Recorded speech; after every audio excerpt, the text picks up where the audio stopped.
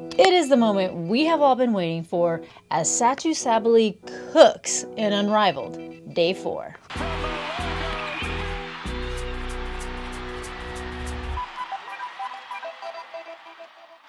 So tonight's matchups in Unrivaled were the teams that never won against the teams that never lost.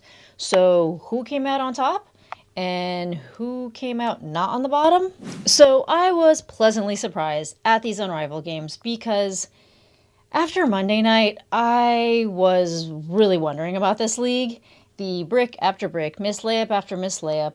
But I have to say, I think that they just did not want to do that again. And these games were actually games. There were no blowouts. There was some tough defense. They were running up and down like crazy, like back and forth. And after the ratings came out, having gone down by 60%, I think that there was something to prove in the league. So I am glad that they stepped it up. So first, we will go over the Phantom versus the Mist.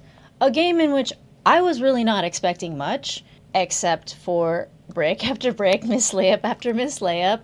But I gotta say, it was a decent first quarter and an even better second quarter. And SATOU SABALLY, welcome to Unrivaled. But this game wasn't just a SATOU SABALLY show, because Britney Griner was cooking. I know, right? Britney Griner comes away with 29 points, in for 15 minutes, shooting 14 for 18 and 0 for 0 with a 3. But SATOU SABALLY was in for 12 minutes, going 10 for 17 and coming away with 29 points. And let me just tell you, that girl loves to foul. She kept getting sat out because she was in foul trouble. The minute she steps back in, she goes and fouls. She actually ended up fouling out of the game, but it was at the very end, so it's not too bad. If you hear the little pitter-patter, that's my dog popping around. Yeah, so she gets into foul trouble, but I gotta say, she just sank 3 after 3, bucket after bucket. She did some really nice spin moves. I was impressed, I'm gonna say. And you know what? Good on her, because she has had so many eyes, so much scrutiny. I was very, very heavily unimpressed with her at the beginning myself. But she got 4 threes in the first half. And Britney Griner, I was just like, oh, she's getting some good minutes at the beginning.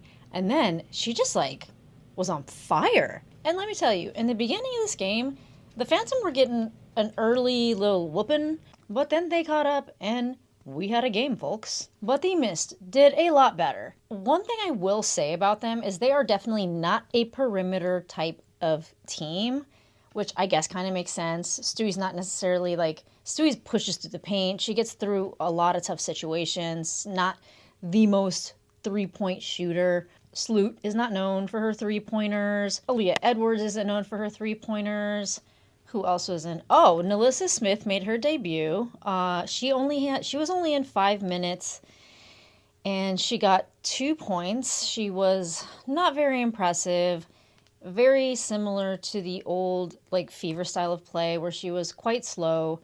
She fouled a bit. I was interested to see her and Dejanay playing, because she is on Dejanay Carrington's team, but for some reason, and I haven't actually looked into this, but Dejanay Carrington and Jewel Lloyd were both out of the game. But Aaliyah Edwards, she did a lot better in this game. I was really happy to see it. She was also pretty good on defense.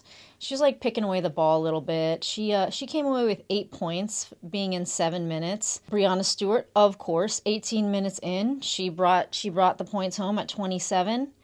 But Rakia the Rook Jackson, she came out with 24 points, being in for 18 minutes.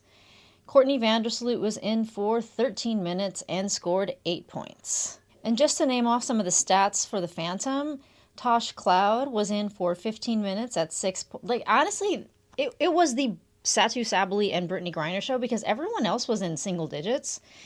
It's funny because Tosh Cloud has a little star by her name in the box score, which I think signifies that she was the... That's my dog. Hugo! So Tosh Cloud was in for 15 minutes, scoring 6 points. SATOU SABALLY in for 12 minutes at 29 points, as I've already stated. Natisha Heidemann was in for 6 minutes, scoring 4 points, Katie Lou Samuelson. She was in for 14 minutes, and she came away with 6 points. But she confused me a little bit because there were times where I was like, what are you doing? Why are you leaving your man with so much space? And then there were times where I was like, whoa, that was a good defense move. And, she wasn't terrible. She made a few buckets.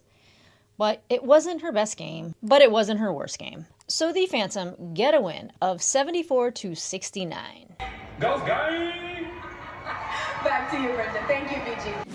And now for the game that I was waiting for, the Laces versus the Vinyl. I was thinking the Laces would win this, but I gotta tell you, the Vinyl, at the very end, they put up... I wasn't sure who was going to take it home. But you can tell that these are the dominant teams in the league.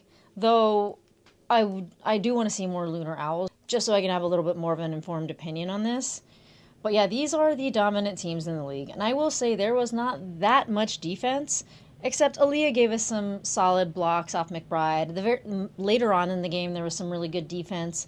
But there was a lot of offense. And I just have to say, I wouldn't say that I'm shocked, but I am so surprised at how good Kate Martin is. She is on a team full of vets. She's the baby. And you can tell everybody loves her. In the last game, I was mentioning how I really dislike all these in-game interviews. Well, in this game, they had Courtney Williams, I guess like guest host. I forgot what quarter it was. I think it was the third quarter. And I'm not going to lie. She was so fun to listen to. She is so likable, and she also talked about how much she likes and was surprised by Kate Martin. Oh yeah, Kate Martin? I've been impressed with her, man. Because I just feel like she coming out here, she confident. We don't really get to see much of her in the W, so the fact that, we're able to kind of see more of her game now, this is the most I've ever seen her, and I'm impressed with her, man. I get it. Look, I spoke her up. And the high scorer for the Vinyl was Dearica Hamby, who played 13 minutes and came away with 20 points. She went 10 for 16 and 0 for 2 at the 3. Ryan Howard played 14 minutes and she had a solid 16. Ryan Howard's just very, very solid, but sometimes very understated in her point making. Arike Ogunbowale, who is not understated in her point making, also had 16 points. She was in for 12 minutes, but her points seem to be very big points. I don't know what it is. I think it's that she wasn't scoring a lot in the beginning, and then all of a sudden she just came in on fire. It just was like 3 after 3 after 3. But she did get teed up on a pretty nasty foul.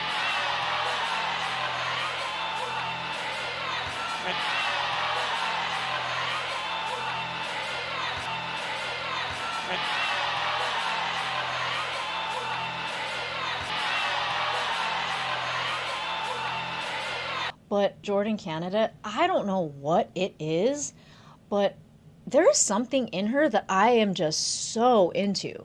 I think it's the way she makes shots because, one, she's quick. She's so fast. She can just like fly by people. And so many of her shots are made under such duress. Like, there are so many defenders around her. She is making these shots that are just obstacles, like falling on the ground, shooting it over, and then you don't think it's going to go in, and it does.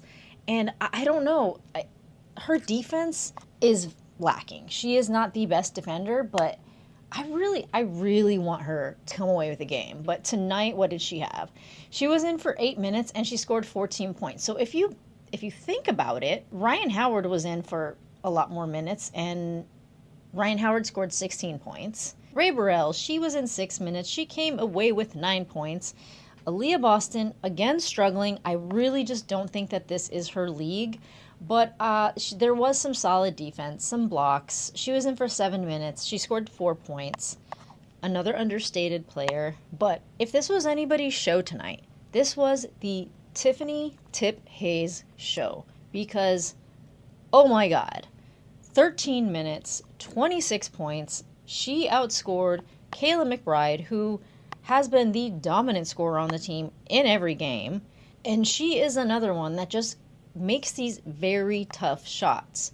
But if we go over the Laces stats, we unsurprisingly have Kayla McBride coming in with the second most points in 16 minutes, which is 22 points, but she went 7 for 14, but 2 for 4 at the 3, which, you know, that's pretty good for 3 points. Kate Martin was in for 11 minutes, scoring 11 points, but let me tell you, she was all over the place. She is sneaky. She was like tipping away shots. She was stealing. She was rebounding. But there was one foul where Ryan Howard and her own teammate, Alyssa Thomas, went down. That was kind of scary at the time. Howard chisels at it, and then Thomas.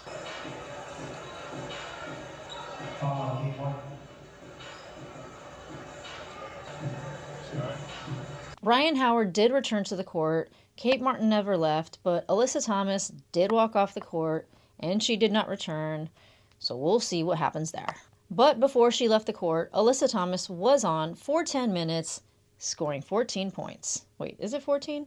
Yeah, 14 points. And Steph Dolson, who I have been pleasantly surprised with in this league, was in for 8 minutes, scoring 10 points. Pretty good. And not surprisingly, Kayla McBride comes out with a nice spin move for the winning bucket of the game, giving the Laces an 83-79 win over the Vinyl. And we still have yet to see Jackie Young.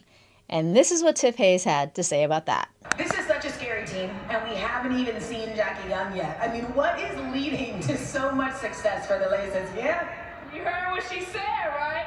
You ain't even seen Jackie Young yet, so man.